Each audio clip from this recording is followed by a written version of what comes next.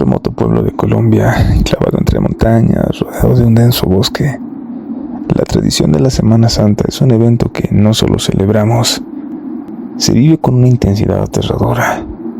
Cada año, en el Viernes Santo, el pueblo entero se prepara para representar el Vía Crucis, una procesión que atraviesa los empinados senderos del cerro más alto hasta llegar a la cima, donde se simula la crucifixión de Cristo, pero esta no es una representación cualquiera.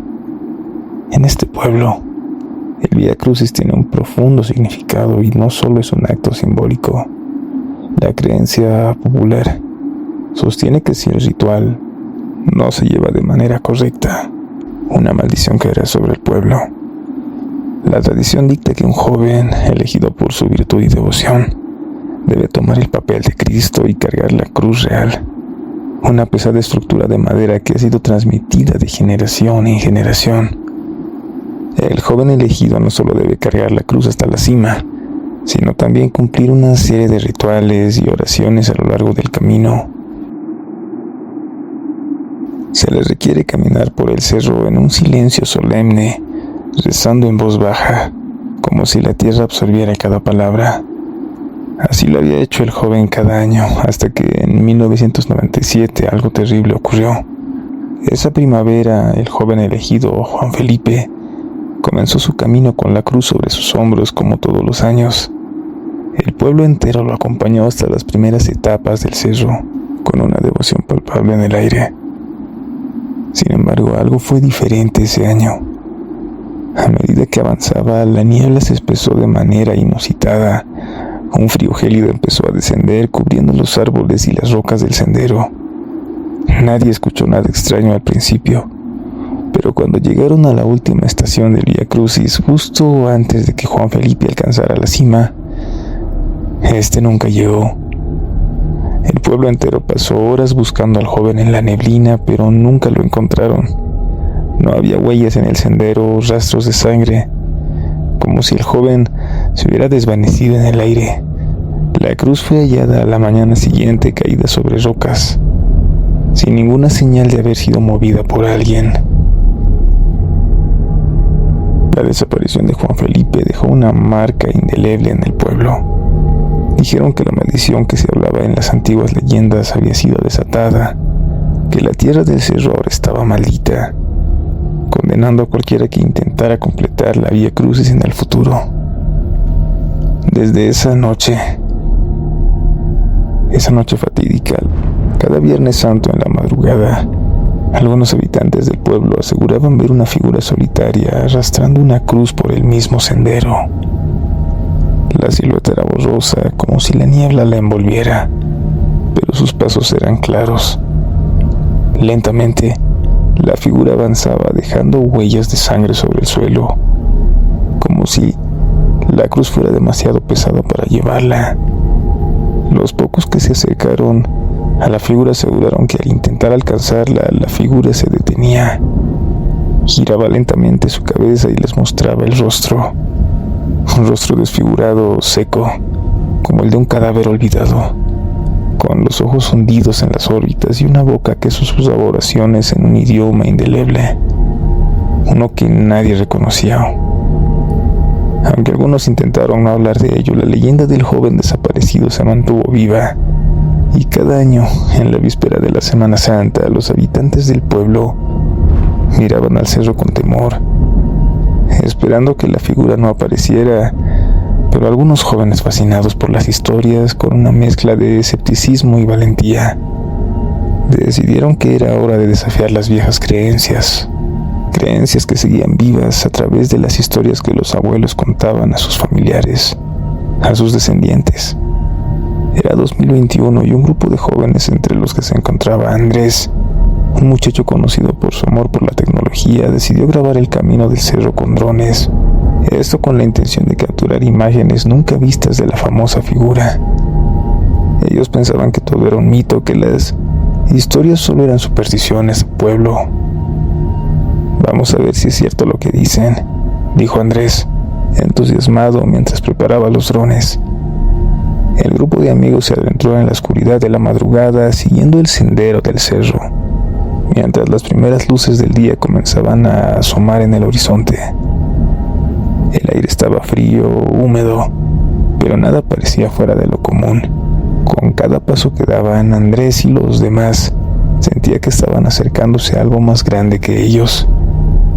Las sombras del cerro parecían moverse a su alrededor como si el mismo terreno estuviera vivo. Finalmente, después de caminar durante más de una hora, Andrés activó uno de los drones y lo dejó volar sobre el camino, capturando imágenes del sendero desierto. Los demás seguían caminando sin imaginar lo que sucedería después. Nada parecía fuera de lo común. Las imágenes del video mostraban el cerro solitario cubierto por la niebla, con las huellas de los jóvenes que avanzaban. Sin embargo, cuando Andrés revisó la grabación, algo le heló la sangre. En el video, al principio la cruz no se veía, pero en el último segundo de grabación, justo cuando la cámara tembló, apareció una figura arrastrando la cruz. Era lenta, al principio casi invisible, pero luego se volvió más clara, y Andrés, al ver el rostro en la pantalla, sintió como la piel de sus espaldas se erizaba. La figura tenía el rostro de un cadáver seco, descompuesto, con la boca murmurando en un idioma incomprensible. El eco de sus palabras era claro y parecía surgir de lo más profundo de la tierra. Cuando la figura desapareció de la cámara, la grabación siguió mostrando la senda vacía.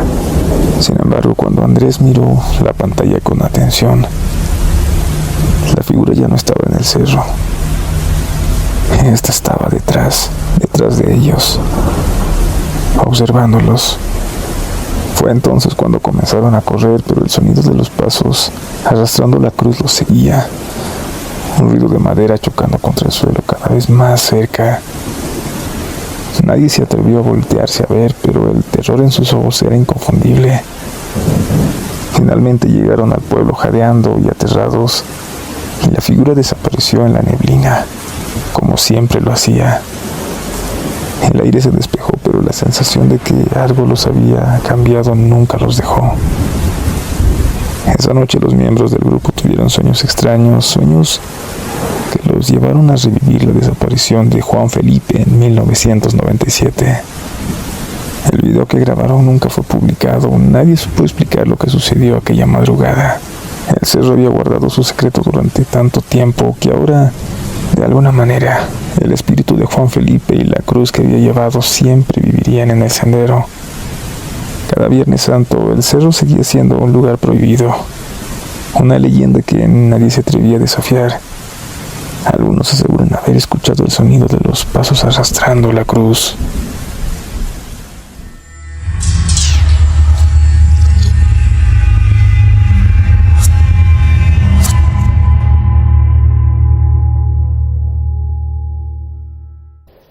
Cada Jueves Santo, las calles de este pequeño pueblo mexicano se llenaban de una luz temblorosa, cálida.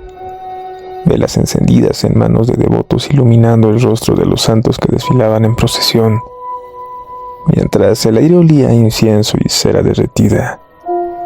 La imagen de Cristo crucificado era llevada en hombros por 4 hombres de túnicas blancas, avanzando lentamente entre rezos, cánticos solemnes para los turistas.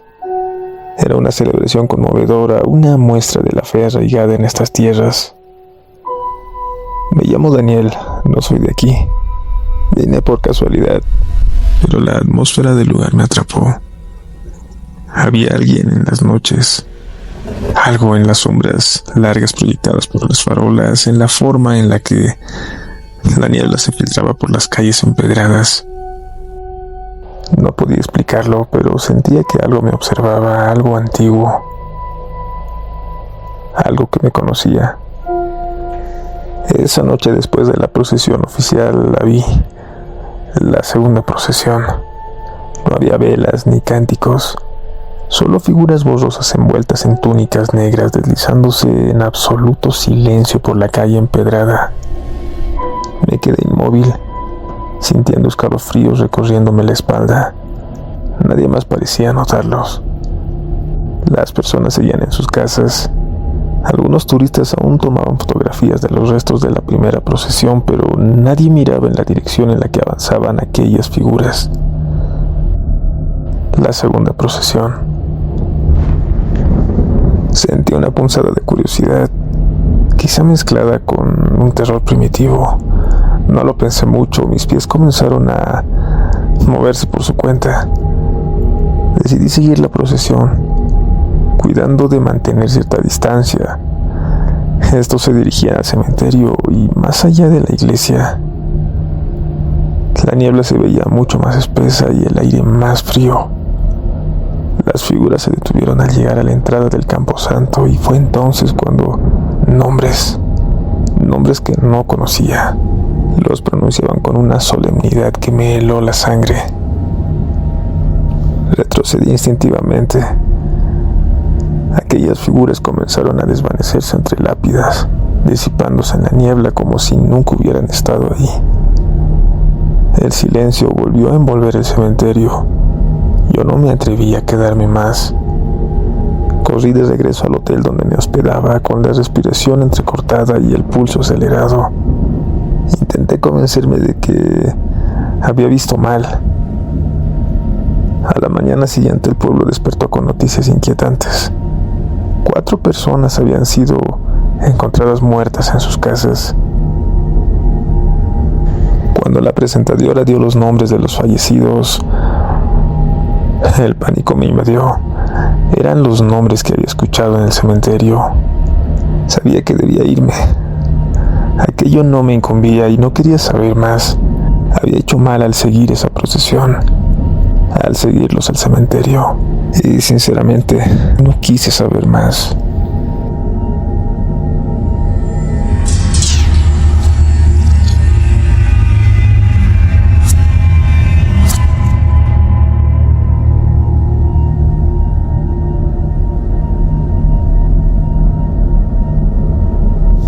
Lo que les voy a contar me pasó hace muchos años.